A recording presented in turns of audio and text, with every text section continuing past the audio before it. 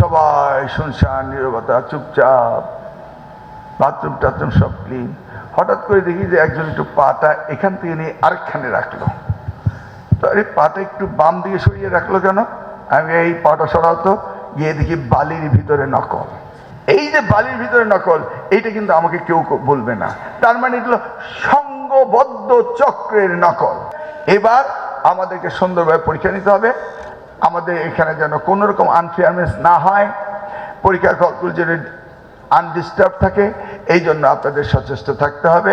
আবার বলেন না যে পরীক্ষার সময় বিদ্যুৎ ছিল না, সেই জন্য আমাদের ক্যামেরাগুলি অন ছিল না। যারা এটা বলবেন মনে মনে ভাববো ডাল মে কুছ কালা হ্যায়। তারপরে কিন্তু আমার ইনভেস্টমেন্ট শুরু হয়ে যাবে আপনার দিকে। কারণ আইপিএস এ যদি হেডমাস্টারের রুমে একটি ফ্যান চলতে পারে, আইপিএস এ কিন্তু ক্যামেরা চার্জ খুব কম লাগে, আমরা জানি, বুঝতে পারছেন? তারপর আমরা সারা বাংলাদেশে চিঠি দিয়ে দেব যে পরীক্ষার সময় যেন বিদ্যুৎ বিভ্রাট না হয়, মাননীয় প্রধানমন্ত্রীর অফিস থেকে দেওয়া হবে। তারপরও বলছি, টেকনিক্যাল রিজন হলে কিন্তু আপনার কোনো রিজনেবল রিজন থাকবে না। আর যদি কেউ ওই রিজনেবল রিজন করে, তাহলে বুঝবো চালাকি হচ্ছে। তখন ওইদিকেই কিন্তু আমার ধনুক যাবে বেশি। রেখে দিবেন আর্কাইভে সমস্ত ডকুমেন্টস। কখন আমি কোনটাকে নিয়ে ইনভেস্টিগেশন শুরু করি, এটা আপনি বলতে পারবেন না। ওই দলিল যেন তামাদি না হয়, ওইভাবে দলিল সংরক্ষণ করতে হবে। 200-র বেশি সার্ভিস ও ফিচারে লেনদেনের সব বিকাশ অ্যাপে সম্ভব। এবং সেইভাবেই আমি আবার পুনর্বিবেচনা করব।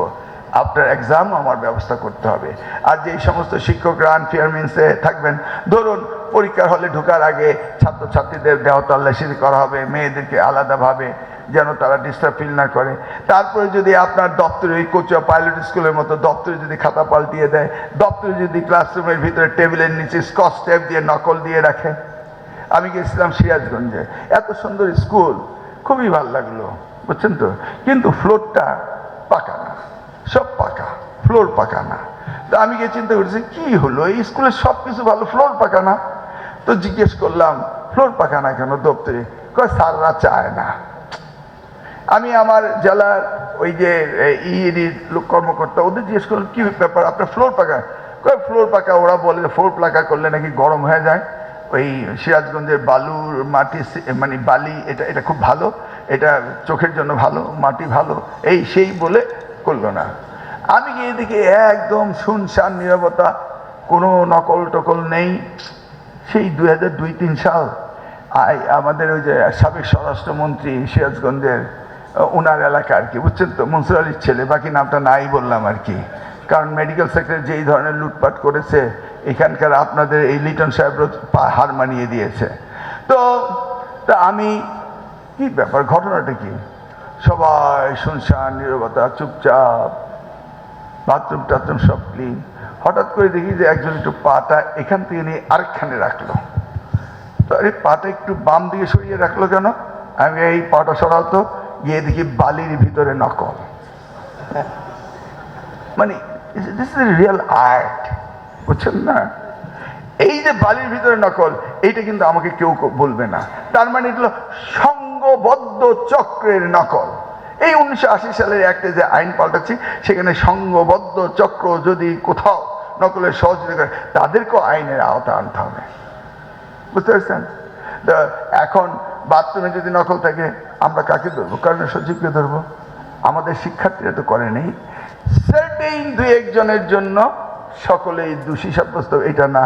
তাহলে সকলের দোষী সাব্যস্ত করার দরকার নেই, একজনকে করে দিই, কেন্দ্র সচিব, নাকি?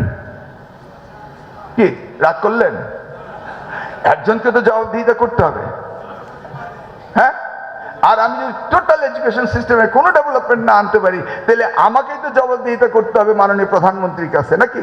সব জায়গায় হেড, আপনার এখানে আপনি হেড, আমার এখানে আমি হেড, ক্লিয়ার? তো এইভাবে আমরা কিন্তু টুকিটাকি জিনিসগুলো সবই দেখবো। উই আর ওয়েল এক্সপেরিয়েন্স, আপনার ওয়েল এক্সপেরিয়েন্স, কিন্তু আমাদের নিয়ত এবার 100% সব। আমরা চাই না ভীতি হোক, আমরা চাই না ধস নামুক, আমরা চাই না বিনা পরীক্ষায় পাস করব, আমরা চাই না অটো প্রমোশন হোক, আমরা চাই না বিনা মেধায় শুধু লেখাপড়া করবে সার্টিফিকেট, এটা আমরা চাই না।